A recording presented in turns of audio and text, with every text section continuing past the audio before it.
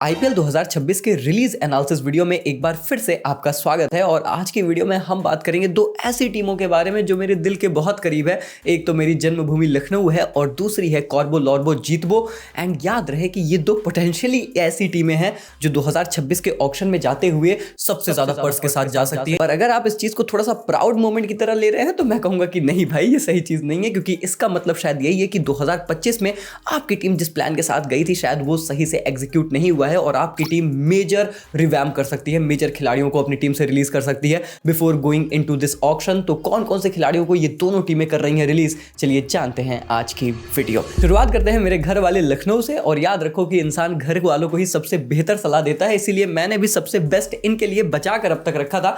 और एक्चुअली में मेरा काम लखनऊ वालों ने काफी आसान कर दिया है, क्योंकि हाल फिलहाल में लखनऊ की तरफ से रिपोर्ट्स बहुत निकलकर सामने आई हैं और इनफैक्ट मैंने भी कुछ चीजें पता करने की कोशिश की है। तो कौन कौन से खिलाड़ी पॉसिबली ये रिलीज कर सकते हैं, इसमें मेरा एनालिसिस कम और आपको रिपोर्ट्स के अकॉर्डिंग में ज्यादा बताने वाला हूं, लेकिन डेफिनेटली अपना ओपिनियन जरूर दूंगा। अब इस लिस्ट में जो सबसे पहला नाम निकल कर आ रहा है वो है रवि बिश्नोई का। जी हां, वही रवि बिश्नोई जो एक्चुअली में एक समय पर इस टीम की टॉप रिटेंशन हुआ करते थे। केएल राहुल जब कप्तान थे तो बहुत हाई रेट करते थे बिश्नोई को, अपनी टीम का इंटीग्रल पार्ट बताते थे, पर अब शायद हालात बदल गए हैं। स्पेशली राठी साहब के राइज के बाद इनका गेम मुझे लगता है लखनऊ से ऑलमोस्ट डन एंड डस्टेड है, क्योंकि आप अगर 2025 में भी देखोगे तो 11 मैचेस में 10.8 की इकॉनमी, 9 विकेट ही चटका पाए। इनफैक्ट मैं आपको बता दूं कि सबसे इंटरेस्टिंग पॉइंट ये है कि रिपोर्ट्स ने बताया कि रवि बिश्नोई को तो लखनऊ ने इस साल ट्रेड के लिए भी ऑफर किया था, हालांकि सामने वाली टीमों ने वो जो इनका प्रपोजल था उसे एक्सेप्ट नहीं किया। और जब ऑलरेडी एक खिलाड़ी को ट्रेड के लिए ऑफर किया जा रहा है, इसका साफ मतलब ये है कि आप उनके साथ कंटिन्यू तो नहीं करना चाहते। और ऐसे में 100% चांसेस हैं कि रवि बिश्नोई रिलीज हो जाएंगे लखनऊ सुपर जायंट से आईपीएल 2026 ऑक्शन के तहत। और इसके बाद जो दूसरा नाम है, इसको लेकर तो मैं और ज्यादा श्योर हूं, क्योंकि इसको लेकर तो एक तरीके से कंफर्मेशन शायद पूरे सोशल मीडिया पर भी फैली हुई है। और मैं बात कर रहा हूं डेविड डायनामाइट मिलर की। एक्चुअली मैं नहीं चाहता था कि डेविड मिलर जैसे खिलाड़ी को टीम रिलीज करे, लेकिन जब मैंने थोड़ा सा लॉजिक समझने की कोशिश की तो मुझे इसमें मैजिक समझ में आया है। देखो, रिलीज ये इसलिए कर देंगे क्योंकि टॉम मूडी हाल फिलहाल में इस टीम के डायरेक्टर ऑफ क्रिकेट बने हैं। एंड जिस तरीके से टॉम मूडी सोचते हैं, उन्होंने लास्ट ईयर खुद ही कहा था कि एलएसजी के पास ना बड़े सारे लेफ्ट हैंडर हैं, मुझे नहीं लगता इस टीम को इतनी जरूरत है। अब ऑब्वियसली इसका मतलब यह है कि आप पंत और पूरन को तो रिलीज नहीं करोगे, और इसलिए नहीं करोगे क्योंकि टॉम मूडी इन दोनों को बहुत हाईली रेट करते हैं और उनका यह मानना है कि पंत के साथ टीम बना के लखनऊ को मजबूत किया जा सकता है। इसका मतलब यह है कि फिर मिलर पर गाज गिरने वाली है। Miller is definitely going to be released, और उनकी जगह सुनने में तो यह भी आया है कि यह टीम एक ऑलराउंडर को टारगेट कर रही है, एक बड़े ऑलराउंडर को। और बड़ा विदेशी ऑलराउंडर ऑक्शन में कौन है?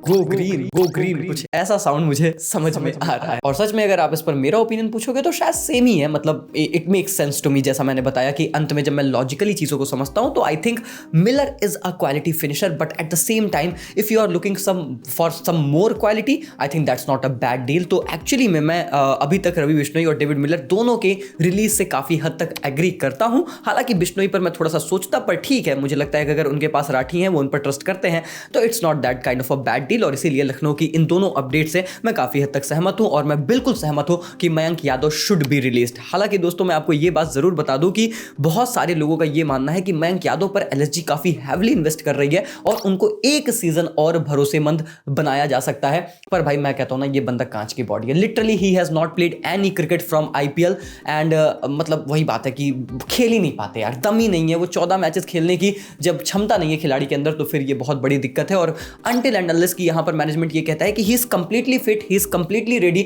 और मेडिकल टीम उन्हें ये कह दे कि ये खेल जाएगा, पूरा आईपीएल 2026 खेल जाएगा, अगर उसमें थोड़ा सा भी डाउट आता है, मुझे नहीं लगता कि फिर एलएसजी इनको भी रिटेन करने वाली है। रिलीज कर देगी 11 करोड़, क्योंकि बहुत ही ज्यादा दे रहे हो खिलाड़ी को बेंच पर बिठाने के लिए और उसकी फ्री हेल्थ सर्विस प्रोवाइड कराने के लिए। That just does not make sense. हो सकता है कि आप बाय बैक करने की डेफिनेटली कोशिश करो और सस्ते दामों में, और आप डेफिनेटली तो नहीं कंटिन्यू करना चाहेंगे आकाशदीप सिंह के साथ, स्पेशली जब आप ये जान चुके हैं कि यार उनका जो वाइड बॉल गेम है ना, it's way different from his red ball cricket. और एक्चुअली में जब आप उनको 8 करोड़ दे रहे हैं तो ये तो बिल्कुल सेंस नहीं बनाता, क्योंकि अगर आप पिछले सीजन भी उठाकर देखेंगे तो 6 मैचेस में 3 विकेट चटकाई थी, इकॉनमी 12 के आसपास थी। ये जस्टिस नहीं करता किसी भी 8 करोड़ के गेंदबाज के साथ। तो कुल मिलाकर ये बात बहुत अच्छे से आपको समझ में आ रही होगी कि Lucknow is going to release a lot of their premier and injury prone bowlers, और मुझे लगता है कि ये काफी हद तक सेंस बनाता है। फिर चाहे वो मयंक हो, चाहे वो आकाशदीप हो, और इसके बाद चाहे हो वो सामर जोशी जोसेफ, जिनको आपने एक मैच पिछले सीजन खिलाया, 47 रन खा गए थे with an economy of 11, injured हो गए थे। मुझे लगता है कि आप बेटर ऑप्शंस की तरफ भी देख सकते हो, मतलब पूरा सीजन खेले भी नहीं, आपके पास उतना विकल्प था भी नहीं, and I think now you have the option. और 2025 देखने के बाद आपको ये समझ में आया है कि गेंदबाजी यूनिट में हमें काफी काम करना बाकी है, उसमें रिलीजेस करके हम अच्छे खिलाड़ियों को अपनी टीम में जोड़ सकते हैं। अब इसके बाद नाम वैसे तो आवेश खान का भी निकल कर आ रहा है कि क्या एलएसजी उन्हें भी रिलीज कर सकती है। आई हैव माई डाउट्स, मतलब पैसे तो आप बहुत ही ज़्यादा दे रहे हो, बट यार उस बंदे को आपने खिलाया and he somehow performed. Economy बहुत हाई थी पर परफॉर्मेंस आई है। सो फ्रॉम दैट फ्रंट, क्योंकि ऑलरेडी आप आकाश, मयंक, शामर जैसे गेंदबाजों को अगर रिलीज कर रहे हो तो at the end of the day आपको ये भी पता होना चाहिए कि it's not going to be a mega pool, ये थोड़ा सा मिनी ऑक्शन है, इसमें उतने विकल्प भी नहीं होंगे, तो थोड़ा सा समझ के चलना पड़ेगा। Maybe for that reason ये टीम उनके साथ कंटिन्यू करे और शायद कंटिन्यू कर सकते हैं, हालांकि नहीं कर पाएंगे विल रूरकी के साथ, क्योंकि वो एक टेंपरेरी रिप्लेसमेंट थे, उनको तो आपको रिलीज करना ही पड़ेगा। हालांकि अगर आप चाहो तो ऑक्शन में जाकर उन्हें बाई बैक कर सकते हो, that is always open, but मुझे लगता है कि आपको अपनी गेंदबाजी में मेजर रिवैम्प करने की जरूरत होगी और वहां पर आप ज्यादा बेहतर विकल्पों की तरफ जाने का प्रयास करोगे इस साल के ऑक्शन में।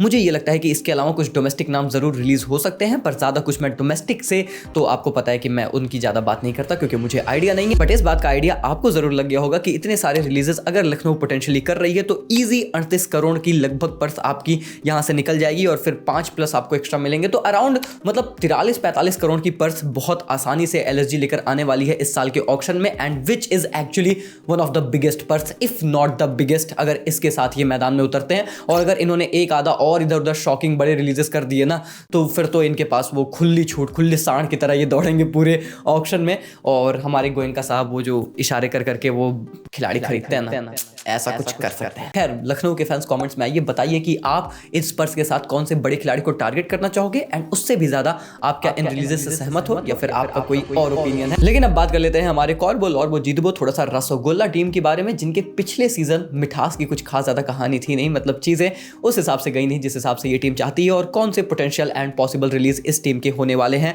Let's talk the first name, and the first name should be Venkatesh Iyer. 23.75 crore देते हैं, मुझे लगता है कि एक श्योर शॉर्ट रिलीज है। हालांकि वेंकी साहब को मैं सुन रहा था तो वो कहते हैं कि हम अपने खिलाड़ियों को इसलिए नहीं खरीदते कि हम उन्हें ऑक्शन में छोड़कर सस्ते में बाईबैक करें, that is not our philosophy. पर मुझे लगता है कि इसी फिलॉसफी से आपको चलना पड़ेगा अगर आपको आपका ऑक्शन अच्छा करना है और आपकी टीम और ज्यादा बेहतर करनी है, because it's strategically very important. आपको पर्स की जरूरत है, अगर आपको अच्छी टीम बनानी है, you have to go into the auction with that amount, जिसके साथ आप एटलीस्ट चांस दो अपने आप को अच्छा खिलाड़ी खरीदने का। तो मुझे लगता है कि उसके लिए आप अगर इनको बाई बैक करना चाहते हो, इतने डेस्परेट हो, इतना इंपॉर्टेंट खिलाड़ी मानते हो, खरीद लेना।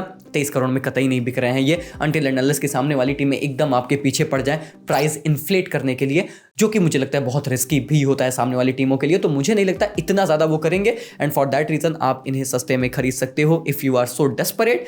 नहीं तो फिर तो मुझे लगता है कि और भी विकल्प देखे जा सकते हैं, but that's just the KKR call. मतलब मुझे eight the end of the day लगता है आप रिलीज करिए और सस्ते में खरीदने की कोशिश करिए। और इसके अलावा एक ऐसा खिलाड़ी, अगेन इट्स माय ओपिनियन, जिसको ये टीम कतई रिलीज नहीं करेगी, पर मुझे लगता है कि शायद कर देना चाहिए अगर आप अगेन वो इमोशनली नहीं सोच रहे हो, थोड़ा सा प्रैक्टिकली सोच रहे हो।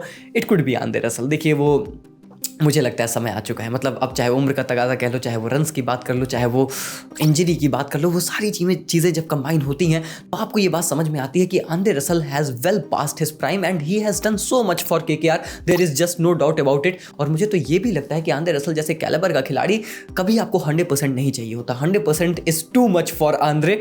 वो 60 से 70% पर भी ना आपके लिए प्रॉपर मैच विनर होते हैं। बट अगेन मुझे पता है they won't release him, but I think consider कर सकते हैं। Again let me just clear it, मुझे ये बात पता है आंद्रे रसल को KKR रिलीज नहीं करेगा। लेकिन मैं आपको एक बात और बता दूं कि भले ये टीम आंद्रे को रिलीज नहीं करेगी, पर इसका ये मतलब नहीं है कि इस टीम के फॉरेन खिलाड़ी रिलीज नहीं होंगे। और मैं तो आपको एक बड़ी ब्रेकिंग ये भी शेयर कर दूं कि अगर आंद्रे रसल और सुनील नारायण को छोड़कर ये टीम अपने सारे विदेशी खिलाड़ी रिलीज कर दे तो भी आप थोड़ा सा शॉक में मत जाना। पर मुझे लगता है कि कौन कौन से के चांसेस सबसे ज्यादा हैं। सबसे पहला उसमें आता है मोइन अली। देखिए भैया, आपने 2 करोड़ इनको दिए, 2 इनिंग्स दी जिसमें 5 रन बनाए, 5 इनिंग में 6 विकेट लिए, इकोनॉमी भी काफी अच्छी थी। वो बॉलिंग तो डिसेंट करके गए हैं but it's still just not good enough, और वैसे भी आपने थोड़ा सा बैकअप के तौर पर ही लिया था। So I think Moeen Ali is definitely going to be released. Anrich नोकिया रिलीज हो जाएंगे। 6.5 करोड़ लगाए लेकिन 2 इनिंग्स में 1 विकेट, 11 की economy, strike rate of 42, that just does not justify at all. तो एनरिक नोकिया no doubt is going to be released.